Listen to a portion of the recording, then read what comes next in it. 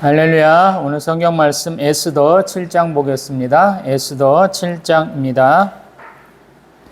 왕이 하만과 함께 또 왕후 에스더의 잔치에 가니라. 왕이 이 둘째 날 잔치에 술을 마실 때에 다시 에스더에게 물어 이르되 왕후 에스더여 그대의 소청이 무엇이냐 곧 허락하겠노라. 그대의 요구가 무엇이냐 곧 나라의 절반이라 할지라도 시행하겠노라.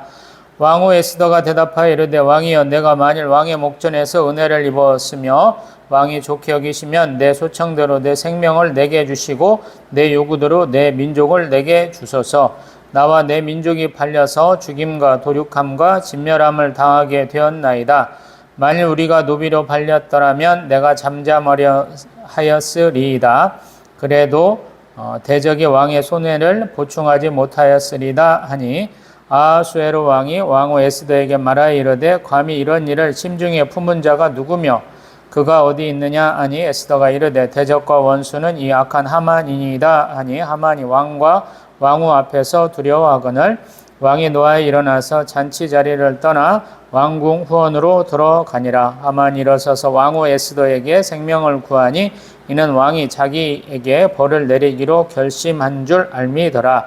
왕이 후원으로부터 잔치 자리에 돌아오니 하만이 에스더가 앉은 걸상 위에 엎드렸거늘 왕이 이르되 저가 궁중 내 앞에서 왕후를 강간까지 하고자 하는가 하니 이 말이 왕의 입에서 나오매 무리가 하만의 얼굴을 싸더라. 왕을 모신 내시 중에 하르보나가 왕에게 아뢰되 왕을 위하여 충성된 말로 고발한 모르드게를 달고자 하여 하만이 높이가 50규빗 되는 나무를 준비하였는데 이제 그 나무가 하만의 집에 섰나이다. 왕이 이르되 하만을 그 나무에 달라 하매 모르드게를 매달려고 한 나무에 하만을 다니 왕의 노가 그치니라. 아멘. 할렐루야. 6장까지는 좀 긴장이 되면서 해결 방안이 이렇게 보이지 않는 것 같은 장면이었다면 7장에서는 굉장히 해결이 간단하게 되는 장면을 좀 보게 되는 것 같아요. 여태까지 그렇게 고통받고 뭔가 헤어날 구멍도 없는 것처럼 보였던 것이 7장에는 좀 간단하게 되는 것 같아요. 그래서 조금은 문학적으로 작품의 어떤 형격을 좀 띠는 것 같기도 하다라는 생각을 좀 하게 됩니다.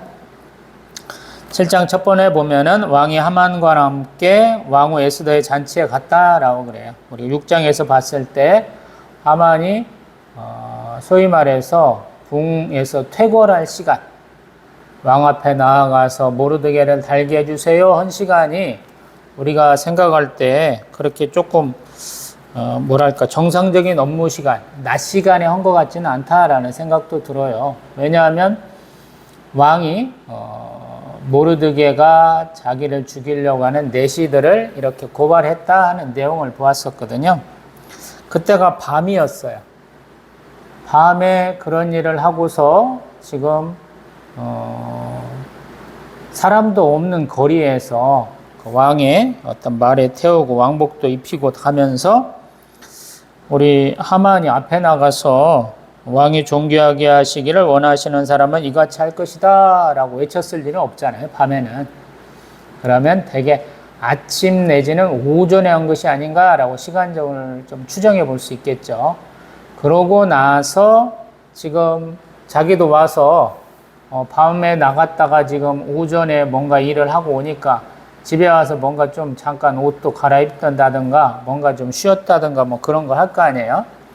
그러다 보니까 바로 이틀 동안에 잔치를 한다라고 에스더 왕비가 얘기했으니까 지금 자기도 집에 와서 이렇게 내가 어려운 일을 겪었어 라고 자기 아내하고 친구들한테 얘기하고 그러면 당신이 혹시 모르드게 못 이길지도 모르겠어요 이런 얘기까지 듣고 찝찝한 상황에서 우리 내시들이 와가지고 우리 하만을 데리고 갔거든요.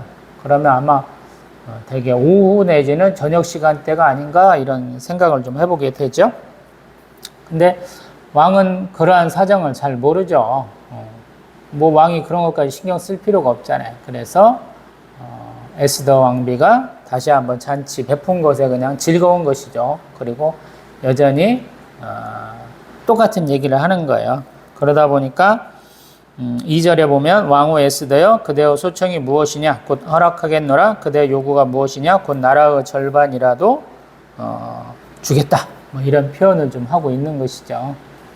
근데 좀 뜻밖의 얘기를 해요. 에스더는 뭐라고 얘기하냐면 내가 만일 왕의 목전에서 은혜를 입었으며 왕이 좋게 여기시면 내 소청대로 내 생명을 내게 주시고 내 요구대로 내 민족을 내게 주소서 그래요. 여태까지 지금 계속 제가 에스더와 모르드게는 민족이 누구인지 백성이 누구인지 말 안 했다고 그랬잖아요. 근데 지금 밝히는 거죠. 내 백성, 내 생명을 좀 살려주세요 라는 얘기를 하면서 4절에 나와 내 민족이 팔려서 죽임과 도륙함과 진멸함을 당하게 되었습니다. 만일 우리가 노비로 팔렸더라면 내가 잠잠하였겠습니다. 그래도 대적이 왕의 손해를 보충하지 못하였을 것입니다 라고 한다는 거야. 좀 당황스러운 거죠. 왕 입장에서는.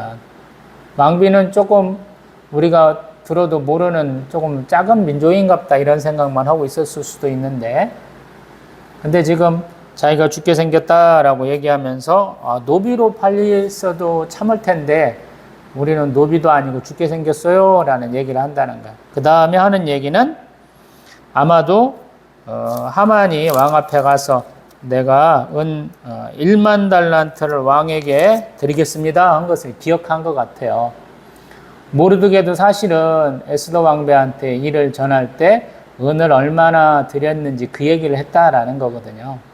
그래서 지금 모르드게나 에스더 왕비는 두 가지를 지금 두려워하는 거야. 자기들 민족도 두려워하고 하만에 그 드리겠다는 돈에 대한 무게를 지금 감당 못하고 있는 상황이거든요. 그래서 지금 에스더 왕비도 그 얘기를 하는 것 같아요. 왕이 1만 달란트 더 나가죠 라고 얘기를 했는데 그걸 잘 모르는 것 같아요. 우리가 그 돈 감당할 수 있을까 라고 고민을 하다가 충분히 우리도 그런 정도 돈은 감당할 수 있어요 라는 의미로 얘기하는 것 같아요. 그러다 보니까 우리 왕이 지금 조금 당황스럽겠죠. 그러다 보니까 5절 야 감히 이런 일을 심중에 품은 자가 누구며 그가 어디 있느냐라는 거예요.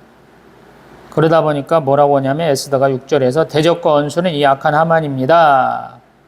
그 말들은 하만은 당연히 두렵겠죠. 그 다음에 우리 아하수에르 왕은 조금 당황스럽고 조금 멋쩍은 상황이 되겠죠. 왜냐하면 자기가 굉장히 사랑스러워하고 택한 자기가 왕비로 삼은 여자를 죽이겠다라고 얘기한 거랑 똑같잖아요. 이게 말이 안 되잖아요. 또 당하는 하만 입장에서도 굉장히 당황스러운 거죠. 자기가 굉장히 하찮게 봐가지고 반드시 내가 죽일 수 있겠어 라고 생각하고 있는 어림짐작하고 있는 모르드게하고 에스더가 같은 유대민족이다 라는 것을 인자서 들었잖아요. 이게 굉장히 당황스러운 거죠. 자기가 굉장히 영광스러운 자리에 갔고 자기가 오늘도 또 은혜를 받았다라고 하는 자리가 자기를 고변하는 장소, 왕에게 이렇게 고발하는 장소가 되어버렸으니까 굉장히 자기도 고통스러운 것이 되겠죠. 7절에 왕이 노아에 일어나서 잔치자를 떠나서 왕궁 후원으로 들어갔다 그래요. 왕은 많이 화가 났겠죠. 자기가 신뢰하는 하만이 이런 짓을 했다. 또 자기가 왜 이런 일을 했을까라는 자기 자신의 원망도 조금 있고 하만에 대한 원망도 있고 그러겠죠. 그리고 왜 일이 여기까지 왔을까 좀 생각을 해보는 시간을 좀 가지고 있겠죠. 그래서 나름대로 화도 삭히고 또 나름대로 고민도 하다 왔겠죠. 우리 에스더서에서는 왕이 화가 났다 이렇게 노아에 일어났다라고 하지만 자기들 나름의 해석이겠죠. 왕이 꼭 화만 나겠어요. 자기가 얼마나 많은 나라와 얼마나 많은 백성들을 다스리고 있는데 우리 보면 에스더 1장 1절에서는 127지방이다 그래요. 인도로부터 구스까지 어마어마한 대제국을 다스리는 사람이거든요. 그래서 자기가 가장 많이 알아야 된다. 자기가 결정권자가 돼야 된다 그러는데 그것이 지금 제대로 이루어지지 않고 있으니까 오히려 저는 노하기보다는 당황스러울 것 같아요. 내가 이렇게 내 왕비가 어느 민족인지도 모르고 있었을까라는 거. 그 다음에 내가 가장 가까이 하는 두 사람이 이렇게 반목하는 일이 있을 수 있을까? 이런 생각도 해봤을 것 같거든요. 신하로서는 가장 신뢰하는 게 하만이잖아요. 응? 가장 높은 자리에 둔 사람이잖아요. 왕비로서는 여태껏 자기가 자기의 어떤 체면을 깎아는 와스디보다는 조금 더 나은 여자라고 생각하고 있었는데 둘이 갈등하고 있는 거잖아요. 그래서 여러 가지 고민들을 하고 들어왔을 것 같아요. 그러고는 이제 또다시 이제 왕의 입장과는 조금 다른 하만의 얘기를 7절 후반에서 얘기하고 있죠. 하만은 일어서서 왕후 에스더에게 생명을 구했다. 왜? 왕이 자기에게 벌을 내리기로 결심한 줄 알았기 때문이다. 그래요. 아마 그렇겠죠. 부하는 다시 세울 수 있어요. 항상 절대 권력을 가진 1인자는 2인자를 자꾸 바꾸는 그런 경향들이 있죠. 왜냐하면 2인자가 자꾸 그 자리를 차지하고 있고 그 권력을 계속 소유하고 있으면 자기가 위협받기 때문에 권력이란 원래 나눌 수 없다라고 그러잖아요. 그렇기 때문에 이게 이제 나를 칠 구실이 되겠구나라고 생각이 돼서 에스더 왕비에게 처음에는 서서 생명을 구했겠다라는 생각이 들고 에스더가 정치적인 감각이 있는 여자가 아니죠. 모르드게가 하는 말 듣고 그대로 하는 사람이에요. 그냥 그런 정치적인 감각이 있고 뭔가 음모를 좀 꾸밀 수 있고 그렇다고 그런다면 왕비가 안 됐겠죠. 와스디에 버금가는 정도의 어떤 법률에 해석하고 있는 자기 주장이 있었더라면 우리 에스더는 왕비가 못 됐을 거예요, 아마. 그런 것이 없는 거죠. 그래서 말한 대로 지킬 수밖에 없는 상황이 됐기 때문에 지금 하만은 자기에게 주어진 이 짧은 시간이 자기가 어떻게든지 노력을 해서 에스더 왕비를 좀 설득을 해야 되겠구나 하는 시간이 된 것이고, 왕은 아까 말한 것처럼 에스더서에서는 노했다라고 화가 났다 그랬는데 제가 해석할 때는 좀 당황스럽고 좀 결정을 좀 자기 나름대로 해보려고 가졌던 그런 잠깐의 휴식 시간을 갖고 다시 잔치 자리에 들어와 보니까 문제가 있더라라는 거예요. 어떤 문제가 있느냐면 처음에는 우리 7절에서 하만이 일어서서 왕후 에스더에게 생명을 구했는데 8절에 보니까 하만이 에스더가 앉은 걸상 위에 엎드렸더라라는 거예요. 이게 자기를 낮추지 못한 사람들의 어떤 자기의 일상적인 습관이 좀 안 돼 있는 사람의 어떤 모습인 것 같아요. 모르드게는 왕궁 앞에서 문 앞에서 이렇게 엎드려서 있었다라고 그러잖아요. 우리 하만이 앞에 가면서 왕이 존귀하게 하시기를 원하시는 사람은 이같이 할 것이다 라고 거리까지 한번 이렇게 탁 돌아다녔어. 그러고도 다시 왕궁 앞에 가서 무릎 꿇고 있던 것이거든요. 근데 하만은 그럴 줄 모르는 거예요, 사실은. 하만도 굉장히 금수저로 태어난 거예요. 그러다 보니까 자기가 어디에 무릎 꿇어야 될지를 모르는 거예요, 사실은. 제가 볼 때는. 왜 그러냐면 무릎 꿇으려면 바닥에 꿇으면 되잖아요. 근데 이 사람이 하필이면 무릎 꿇은 데가 뭐냐면 왕비 에스더가 앉은 걸상 위에 엎드렸다 그래. 걸상 위에 엎드렸다. 우리는 말하면 탁자 그런 데 가서 엎드린 거거든요. 오해의 소지가 있는 거야. 우리는 바닥에 엎드리잖아요. 무릎 꿇잖아요. 근데 이 하만은 자기가 나름대로 생각할 때 이 정도면 내가 이 사람 앞에 겸손함을 보이는 거야. 간절함을 좀 표현할 수 있겠어? 라고 생각하고 걸상 위에 엎드렸다라는 생각이 들어요. 우리 구약을 보면 유대인들은 높은 사람, 예의 바른 사람, 지혜로운 사람이고 다른 열방 민족들은 다 그냥 별 볼 일 없는 사람들, 지혜도 없고 포악하게만 하는 사람들을 많이 그리고 있는데 정말 그러겠어요? 우리 문명사를 얘기할 때 이스라엘은 별 볼 일 없는 나라예요. 역사적으로 볼 때도 이스라엘은 별 그렇게 중요성이 없습니다. 사실은. 그냥 양쪽에 낀 나라예요. 애굽 문명과 우리 메소포타미아 문명 사이에 낀 거예요. 정말로 별 볼 일 없는 사람들이거든요. 사람 숫자도 적고 뭔가 대단한 발명도 한 것도 없고 그냥 끼어 사는 사람들이에요. 제가 볼 때는. 근데 성경에서는 그렇게 얘기 안 하죠. 자기들은 어떤 사람이냐라는 거예요.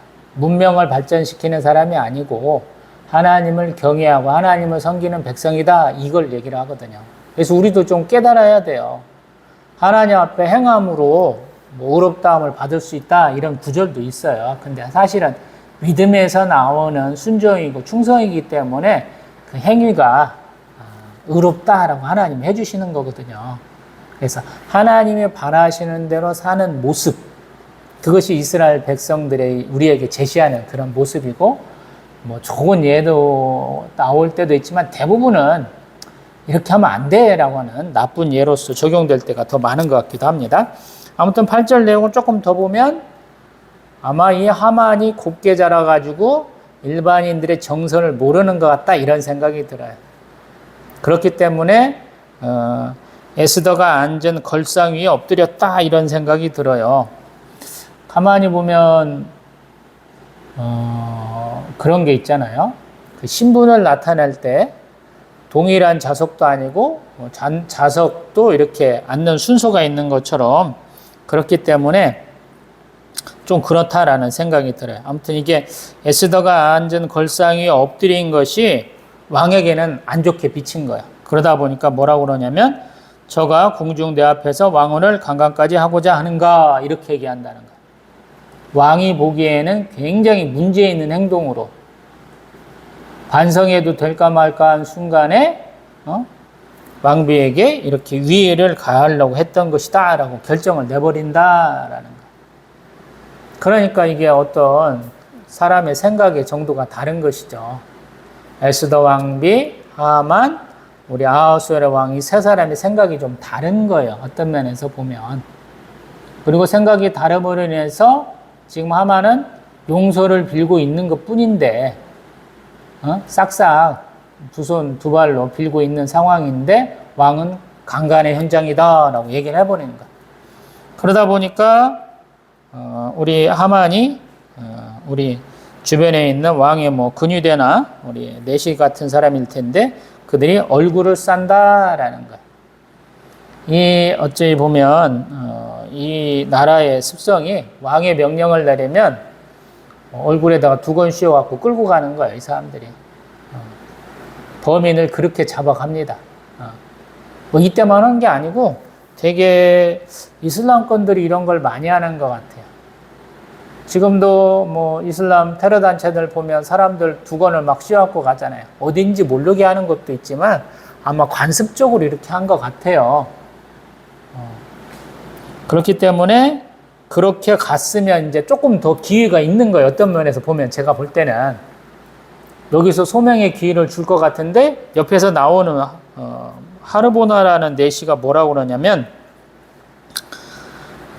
왕을 위하여 충성된 말로 고발한 모르드게를 달고자 하여 하만이 높이가 50규빗 되는 나무를 준비하였는데 이제 그 나무가 하만의 집에 섰습니다. 이렇게 얘기를 고발까지 하는 거예요. 그러니까 더 화가 나는 거죠. 자기는 상 주려고 하는 사람을 하만은 지금 목매달라고 얘기하고 있다, 준비하고 있다 이렇게 되는 거거든요. 그러니까 지금 두 번의 오해가 생겨버리는 거예요. 왕의 입장에서는. 두 번이 아니고 한 세 번쯤 연달아 있는 것 같아요. 머리가 그냥 확 돌아가고 눈이 막 뒤집힐 정도로 그렇게 되는 것 같아요. 첫 번째는 지금 우리가 한번 정리를 해보면 자기 왕비를 죽이려고 했다라는 거. 두 번째는 지금 강간하려고 했다는 거. 또 세 번째는 보면은 자기가 어제 존귀하게 할 사람을 어떻게 해야 되냐라고 말했는데 실컷 그 말을 마음으로 따르지 않고 그거에 앙심을 품고 이렇게 교수형시키려고 준비를 해놨어요. 이 얘기를 듣는 거예요. 그러니까 이게 재고의 여지가 없잖아요. 왕한테는. 에스더 왕비하고만 문제가 되면 좀 괜찮을 텐데 직접적으로 자기의 권위에 도전한 모습이 돼버린다 이런 생각이 들거든요. 그러다 보니까 왕이 하만을 그 나무에 달라 목매달아 죽여라 교수형에 처해라 그러니까 실제로 그렇게 돼버린 것이다 라고 7장에서 얘기하고 있죠. 이만큼만 놓고 봅니다. 항상 성경에는 우연히 또는 우연을 가장한 필연에 대한 얘기들을 많이 해요. 지나가다가 얼떨결에 그냥 일이 벌어진 것 같아요. 근데 가만히 읽어보면 그 우연이 계속 겹치면서 아 이거는 필연이었구나 라고 깨달아지는 장면들이 에스더 말고도 굉장히 많거든요.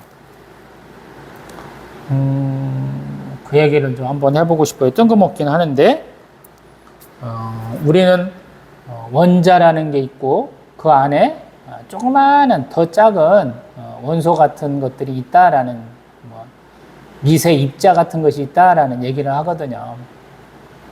그리고 전자보다도 더 작은 그러한 미세 입자들이 어디가 있는가를 정확하게 우리가 인식할 수 없다라는 것이라고도 학자들은 얘기하거든요. 우리 물리학자들 가만히 보면 야 얘네들이 자꾸 운동을 하고 자꾸 퍼져나가는데 그것을 입자냐 에너지냐 두 가지로 보면 그것을 정확하게 인식할 수 없다라고 그러면서 그것을 신을 부정하는 어떤 근거로 삼거든요. 근데 한편으로 보면 그 사람들은 굉장히 눈에 보이지 않는 미시적인 것들을 연구하다 보니까 그러는데 거시적인 것을 한번 보면 조금 다른 의미가 아닐까라고 생각이 되거든요. 우리가 뭐 생물학이나 뭐 생리학이나 뭐 이런 것들 좀 많이 공부하다 보면 참 재밌는 게 뭐냐면 그 사람들이 얘기한 그 코딱지 많은 애들이 어디가 움직이는지도 모르겠어 라고 자꾸 파고 파는데 그것들이 자꾸 뭉쳐갖고 왜 이렇게 우리의 생명도 되고 유기물도 되고 무기물도 되는지 말할 수 없다라는 생각이 들거든요. 원자에게 하나 있는 것이 두 개가 되고 두 개가 세 개가 합쳐지고 막 이런 식이거든요. 우리 산소도 마찬가지예요. 산소 원자 하나인데 그게 두 개가 합쳐서 우리가 숨쉬는 산소가 되거든요. 근데 때로는 그게 조금 더 붙어갖고 오존이라는 거는 산소 화합물이 돼가지고 그것이 태양에서부터 오는 그 광선, 태양 입자 같은 걸 차단을 해서 우리가 이렇게 그 빛에 직접적인 영향을 안 받고 살 수 있는 것이거든요. 그런 거 보면 하나님은 전지전능하신데도 불구하고 왜 어떤 것이 있는 걸 모른다라고 얘기하기보다는 하나님이 허용하는 것이 있다라는 생각이 들거든요. 우리에게도 자유의지가 있다 그래요. 근데 학자들은 제한적 자유의지라 그러거든요. 하나님이 하나님의 피조물들에게 영혼이 있는 것들에게 조그마한 거, 아주 조그마한 부분에 불과하지만 자유의지를 줬어요. 그 자유의지를 가지고 하나님을 따르겠느냐, 하나님께 순종하겠느냐, 아니냐라고 두 갈래 길을 주시거든요. 우리 이제 요나서를 얘기하지 않을 수가 없는데, 요나서 보면 요나가 니느웨로 가야 되는데 가기 싫다라고 그러거든요. 니느웨에서 멀리 간 곳이다. 아니면 니느웨에 가까운 어떤 항구로 가려는 것이다. 뭐 학자들 따라 다르던데, 그 요나도 하나님의 말씀을 따르고 싶어 하는데 니느웨 사람들은 안 따를 것이야 라고 자기가 지레짐작하고 자기 마음대로 행하잖아요. 지 맘대로 며칠 동안 다니면서 하나님의 심판이 임하니까 니들 회개해야 돼 라고 얘기를 해야 되는데 하루만 하고 말아버리잖아요. 근데 그 하루 하니까 왕부터 짐승까지 싹 금식하는 모습을 보이잖아요. 근데 그것도 마음에 안 들어, 요나는. 그래서 언덕배기에다 초막 짓고, 니놈들이 가짜로 하는 걸 내가 다 밝히고야 말겠어 라는 각오를 박치는데 하나님이 우리 박넝쿨, 우리로 말하면 아주까리, 이파리 넓은 거 우리 기름 짜서 쓰는 그 아주까리를 이렇게 나게 하셨다가 하루 만에 벌레 먹어서 죽게 하시고, 너는 이런 거 하나도 참 소중하다 그러는데 내가 이 니느웨 백성들 사랑하면 안 되니, 아껴주면 안 되니, 살려주면 안 되니 라고 묻잖아요. 근데 요나는 여전히 싫다라고 그러죠. 하나님 사실은 그런 하나님이거든요. 우리 예수님이 자기는 마음이 온유하고 겸손하신 하나님 이렇게 얘기하잖아요. 마음이 온유하다라는 것은 우리가 항상 강자의 유하다 그래요. 강자가 힘을 안 쓰는 거예요. 그래서 예수님 대제사장들, 장로들, 병사들한테 잡혀가시면서도 참으시는 거예요. 그리고 마태복음에는 12군단도 더 되는 천사들 불러서 심판하실 수 있다라고 얘기하시잖아요. 요한계시록 읽어보면 우리가 우리 미가엘, 가브리엘 두 천사 이름밖에 여태까지 몰랐는데 거기 보면 천사들이 엄청 많은 것 같잖아요. 각자 일도 반복적으로 하는 것 같지 않고 한 사람이 한 일 또 하고 또 하고 하는 게 아니고 다 다른 일들 하는 것 같잖아요. 엄청난 숫자가 나오거든.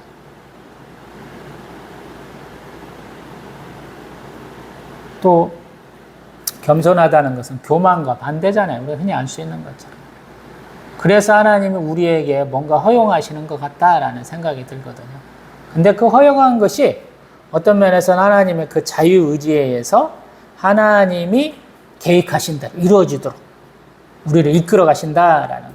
그래서 성부, 성자, 성령, 성삼위일체의 그 권능에 의해서 그 사랑에 의해서 우리가 하나님이 기뻐하실 만한 장소에 이르는 것이 아닌가 이런 생각을 좀 해봅니다.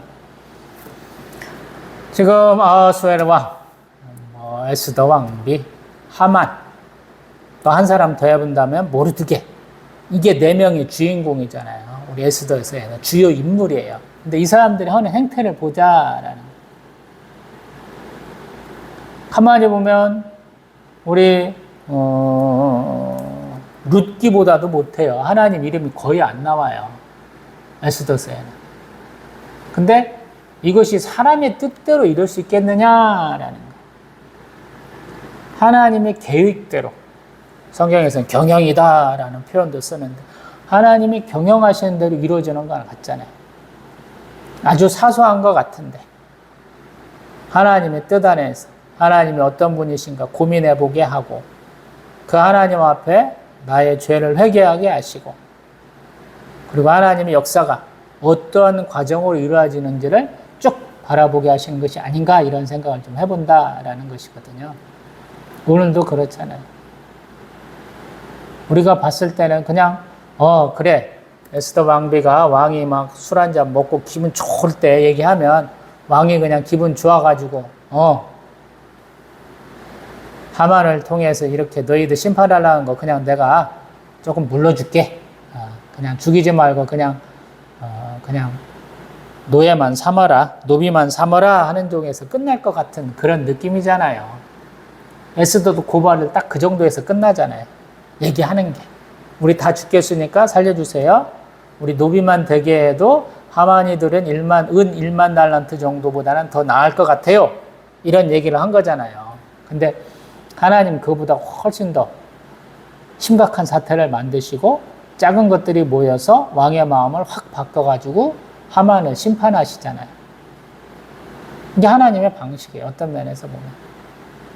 하나님의 지혜는 높고 넓고 깊다라는 표현을 하잖아요.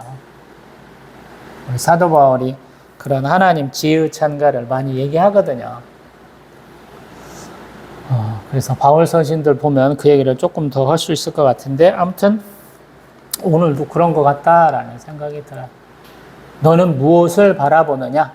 무엇을 꿈꾸느냐? 그랬을 때 하나님 우리가 생각하는 것 이상을 이루시는 하나님이시다라는 생각이 들어요. 그래서 우리는 항상 우리의 조그마한 자유의지, 우리의 조그마한 소망을 가지고 내가 할 수 있는 안에서 최선을 다하면 나머지는 하나님이 기뻐하신 대로 이루시는 것이 아닌가 이 생각을 하거든요.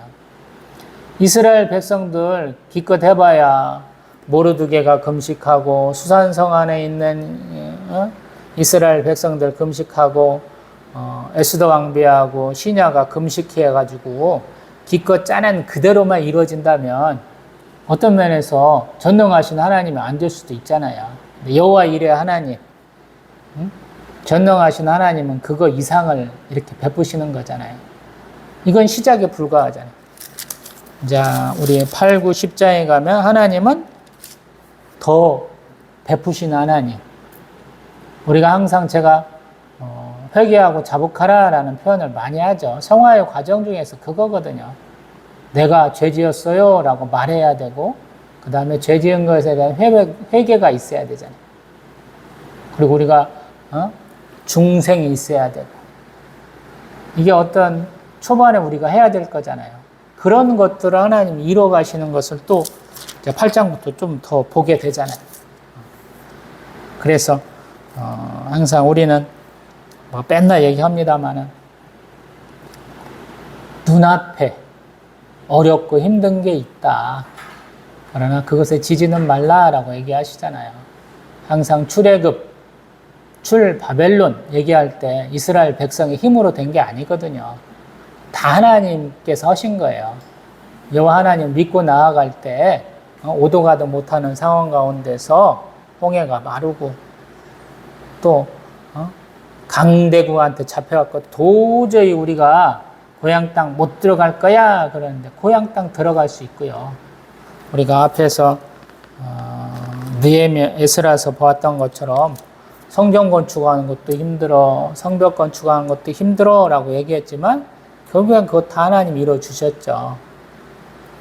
지들이 찾아보니까 왕의 조서가 남아있어가지고 해방하는 놈들, 시비 거는 놈들한테 야, 니들이 더 잘 도와줘.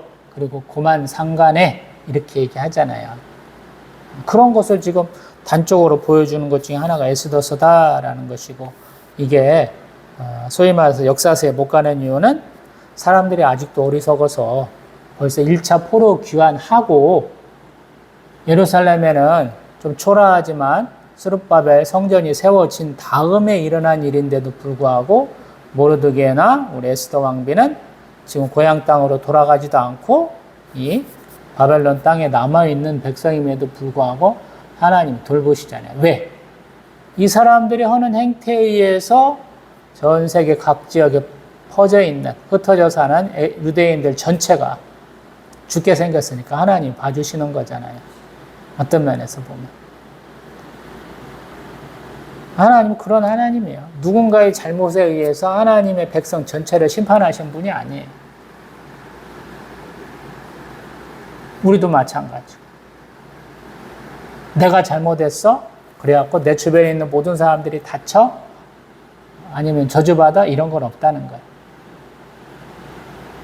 반대로 나하고 가까운 누군가에 의해서 내가 영향을 받을 수는 있지만 절대적인 영향은 아니다라는 거예요. 그래서 어떤 면에서 좀 냉정하게 얘기하면 내 신앙 내가 더 열심을 다해야 된다라는 말씀 드려봅니다. 기도합니다.